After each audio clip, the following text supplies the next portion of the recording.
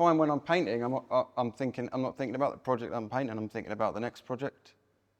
And this is like common with people with ADHD, that they're always, and it's, like I said, I mentioned I feel like I've got a tad of autism, but there's definitely an ADHD element to it as well, because you're always interested in the next shiny thing. So it's the next project, so it's the coming up with the idea. I do that 100 times a day, and it's just picking one to actually see through and put the time into. Do you find it easy to find the ideas as well, Frank? Oh, the ideas are there, yeah. It's just it's the time really, and the sometimes the money, the cost of things, is what stops, everything happening. Because you've got to, I can make big projects work, but you've got to choose which one. It's no good having the idea for the big project and then the next day, different idea.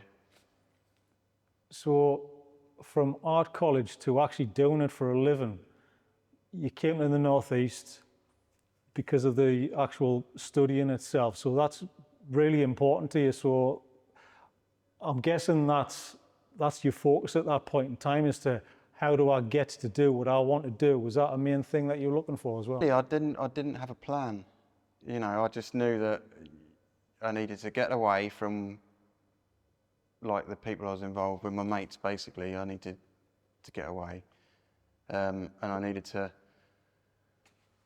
try and do something. And university just seemed like an option to just take me out of that environment and give me something to do. And it was when I was up here, then I was like, wow, just seeing like a whole different world, and living in a city that's by the sea, but also that the fact that the industries had kind of shut down before I moved up here meant that there was a lot of space.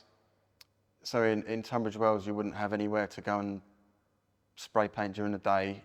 Like there's like one place underneath a bridge, and you're trespassing. To get there, you've got to like run across a dual carriageway, and that's one of the places where I actually got done for trespassing once, because someone saw us when we were entering. But in the northeast, that you've got like old shipyards, and there's a huge place in Hendon behind the port where there's two walls running down, parallel to each other, talking 10 metres high. And I went down there and I saw piece after piece by an artist called Mr. Eyes, who I'd seen in magazines when I was a kid, and always wondered, how does he paint that neatly?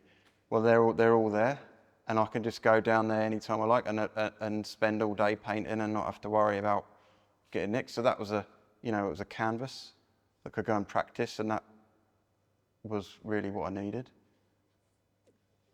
So you actually made the decision to kind of leave on your own. Was it something conscious in your head to go, if I don't move away, then I'm just going to get arrested all the time? Was that? Yeah, I'm going to end up in prison, and I couldn't. That's one of the reasons why I never painted trains, because I just saw people getting nicked, getting sent down, and I didn't want that. So you've got. I don't think I could hack it. No. Have you got mates that have been to prison because of?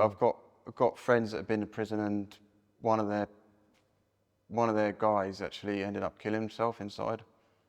So that was like getting sent down, and then that was the end of his life, for painting his name on a train.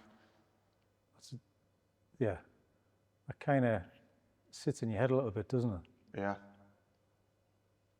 So that wasn't for me. I wanted a fresh start, and Sunderland. I think I was too scared to go to Scotland. I just didn't know. Sunderland was about as far as I could. It's not enough. Hack, yeah. But it's now my whole life's up here, and that's for my parents now. There's like 6-hour car journey to see the grandkids. So that's. For me, seeing your work, I'm amazed that you're not from around here, Frank. It really does amaze me. I thought you were born and bred. It seems like you've been around and you're instilled in the area. Do you feel that? I feel that, yeah. I mean, I know more about the northeast than I do where I grew up, and I'm talking about locations. Like you could say a village next to Tunbridge Wells, and I wouldn't know the name of it, because I didn't really get. I was just I wasn't in a, I did have a motorbike as a kid, but I wasn't really in that mindset. But now I know locations, I know the history of the industry, I know people, places, you know, it is my home now. So when you first discovered this place to tag and you were influenced by Mr. Eyes, what was it like when you just, did you feel at home going, right, great, I can actually do this? Because I'm really intrigued to know, how do you go from just doing it just because you want to do it to actually making a living from it? How the hell do they come together, you know? Yeah, so that, I don't think you can set off with that as an end goal, because the journey it took was so much struggle, like in terms of just getting paint. You know, even when I started buying it, then it's expensive, and I think you've got to really want to do it. You can't just decide, oh, I want to get paid to do this. How do I get there? I think you've got to want to do it for free, and then that develops the skills, and then when the skills are there, then someone can say, oh, can you paint this? And you can say yes, and then start making it a job. So how was that transition? Did somebody see your work and ask you to do something? Or what was the first commission? I think I got involved with the bunker. Was a Kenny from the bunker got me in to do some teaching with some kids. When I finished the art degree, I was still a little bit like, I didn't know what I wanted to do, and Kenny got me in to do some teaching with some kids spray painting, and that gave me a bit more access to paint. And I can't remember what the first job, it might have even been through Kenny, I'm not sure, but around that time, someone said, can you paint this? And then I did, and then someone else saw that and said, all right, well, can you? And then it just snowballed, just word of mouth. But each job was, more experience. What's it like now looking back? Do you kind of reflect on that kind of stuff? The sort of lost, you want to do graffiti and you want to do art, and now all of a sudden someone's paying you to do it? Or are you just still doing it because you love to do it? I just love painting. And recently, for a long time, I've been thinking, what am I actually doing? Why am I doing it? Because now I've almost got the leisure of choice. What do I want to paint? And then if you say you can go and paint something, I'm almost a little bit stuck, because I've been relying on people going, oh, well, I like this, can you paint this, can you paint this? And I'm just painting, but I've just fell into it. And so now I need to work out what I want to paint. And then, I love getting involved with the community and listening to them.